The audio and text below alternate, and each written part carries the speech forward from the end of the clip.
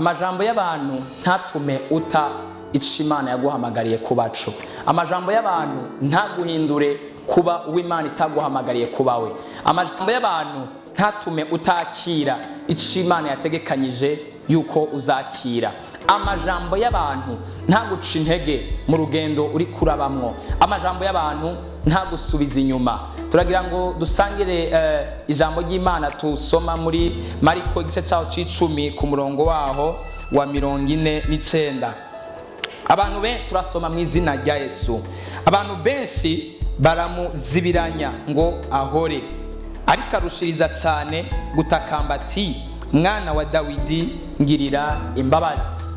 Bartelemayo yaratakambye cyane, ararira Imana, aringinga Imana, yarafise agahinda, yarafise umubabaro w'imyaka n'igihe yaramaze, ariko arasegerereza, ariko arategera amaboko abantu, rimwe bakamuha canke bakamwima canke bakamubwira ijambo rimukomeretsa, bakamubwira ati wewe nawe kuva aho wadusabiye ntabwo ushobora nawe kugira ico wimariye, wewe nawe kuva aho wasabiye twarambiwe, twakurushe, twarushe nawewe kuva aho wadusabiye. Ayo yari amajambo y'abantu bariko baramubwira, amajambo aramukomeretsa, ariko igihe kimwe Yesu aramurenganako, arahaca, aramenya ko ari umwana wa Dawidi arenganye ngaho hafi.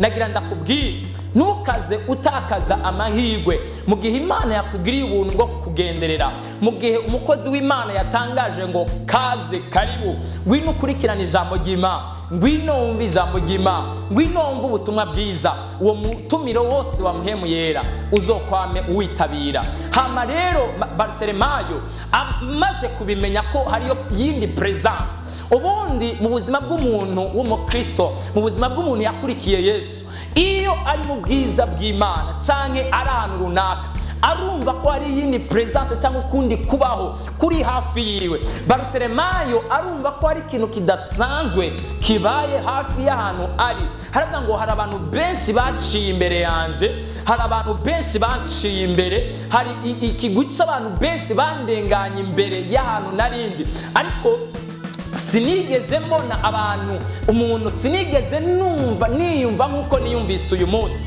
Ndakwinginze ntuzoyoberwe igihe cyo kugendererwamo n'Imana mwene data. Bartelemayo amaze kubimenya, havuga ati oya sinokwirengagiza, arahamagara, aratabaza ati Yesu mwana wa Dawidi ngirira imbabazi, ndakeneye kubona, ndakeneye gukanura. Ariko abantu ntibabinezerererwa, abantu ntibabishima.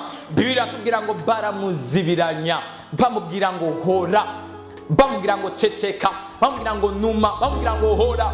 Ariko ayo yari amajambo y'abantu yari karamucisha intege. Ndakwinginze mwene data, ntihagire ijambo na rimwe rigucisha intege, ntihagire ijambo rigukura mu muhamagaro w'Imana, ntihagire ijambo rigukura mu kugira neza kw'Imana, ntihagire ijwi rya Satani riza rikubwira ngo reka iki canke kiriya mu gihe uri mu bugombe bw'Imana. Ariko nimba ari ijwi rikubwira ngo reka icaha, nimba ari ijwi rikubwira ngo uhunga icaha, nimba ari ijwi rikubwira ngo iyo nzira urimwo ntabwo itunganye n'iyicaha canke iki, iryo jwi uzoryumvire. Ariko nimba ari ijwi riko rirakubwira ngo ibi na biriya ntibishoboka, iryo jwi ntuze wigera uryumvira, kuko hari ijambo ry'Imana rivuga ngo byose bishobokera wizera. Nta kintu na kimwe kidashoboka iyo Imana yavuze, n'isaha y'Imana yavuze, ijambo ry'Imana ryavuze ku buzima bw'umuntu. Bartelemayo aravuga ati no, ntabwo nokwirengagiza, ntabwo noceceka. Arasemerera, aravuza induru cyane, aratakamba cyane, avuga ati mwana wa Dawidi ngirira imbabazi, ndakeneye kubona, ndakeneye gukanura, ndakeneye ko amaso yanje yongera kubona. Arirengagiza, ntibyabujije yuko abantu bamucecekesha cyangwa bamubwira ngo kunuma no guceceka, ariko arabandanya arasemerera yinginga Imana.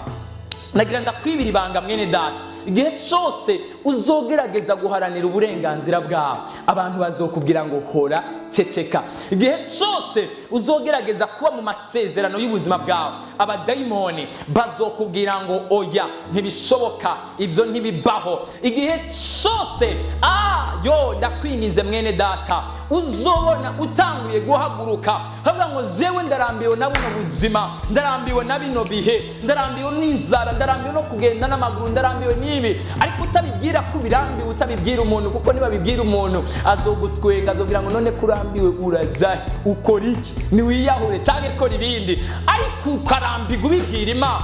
Barutolemayo ntabwo yabwiye umuntu uwo ari wese ngo ngaho ngeza kwa Yesu, yarihamagariye aratakamba, aringinga Imana.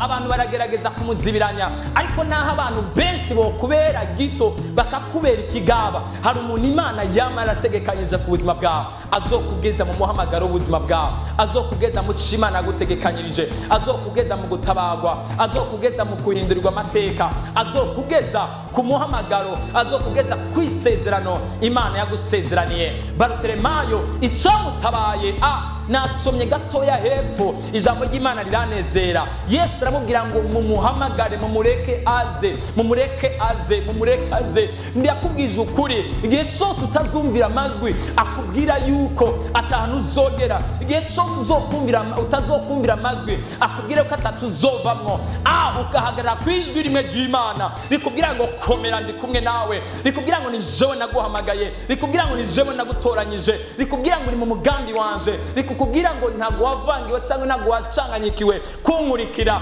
Icyo gihe cyose uzotera imbere, kandi Yesu ntazokureka wenyene, kuko azovuga ati uyu muntu yagwanye intambara yo kwizera, arakeneye ubutabazi, arakeneye ubufasha, Imana yamikeneye participation, cyangwa ko umuntu aparticipa akora igikorwa runaka kugira ngo ishobore kumutabara. Ndakwibutse yuko Imana ntabwo yari inaniwe gutabara Mose n'Abisirayeli bageze ku kiyaga gitukura, ariko Imana irabaza Mose ati Mose, ufise iki mu maboko yawe, ufise iki?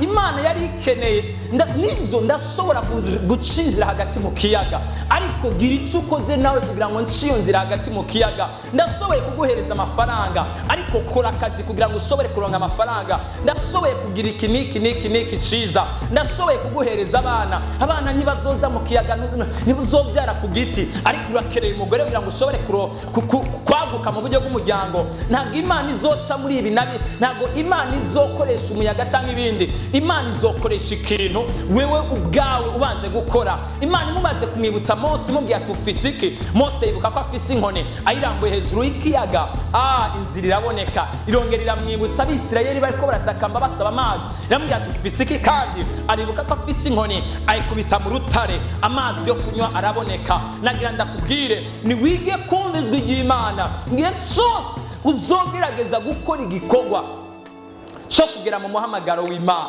cyo gushigikira ubuzima bwawe wenyine ukumva ko wishigikiye, naho abantu batogusapotinga, naho abantu batokuremesha, niwiremeshe we ubwawe. Bibiliya irambwira ngo Dawidi ariremesha yisunze Uhoraho, yisunze Imana yiwe, yisunze Kristo Yesu, yisunze Data, ariremesha cyane. Havuga ati naho ibihe bigoye ndizeye ko Imana itazompeba, naho ibihe bigoye ndizeye ko Data atazonta, naho ibihe bigoye ndizeye ko ariyo yamamagaye kandi yansize amavuta, insiga amavuta atawigishije inama, indobanura nari umwungere inyuma y'intama mu ishamba, irandobanuza amavuta, irantoranya, irampamagara, ntiyari yobewe yuko ntaciye ntabere cyangwa ntakwiriye, ariko irantoranya, iranshira hejuru, inkura mu gasuzuguro, ingira udasanzwe.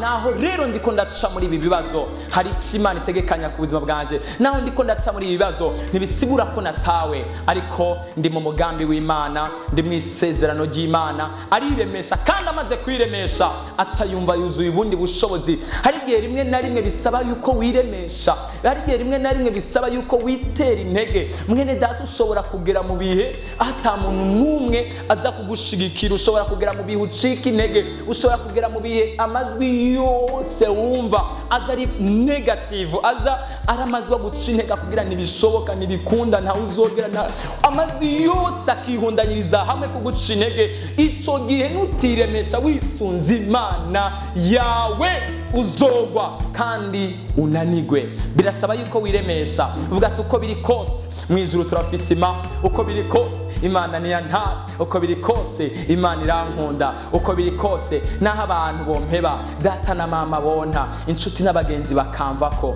ndafise Imana itazigera inta, ndafise Imana yankunze, ndafise uwamenye mbere yuko papa na mama bamenya. Uyo ni watazigera avana nawe. Umwami Yesu aguhezagire cyane.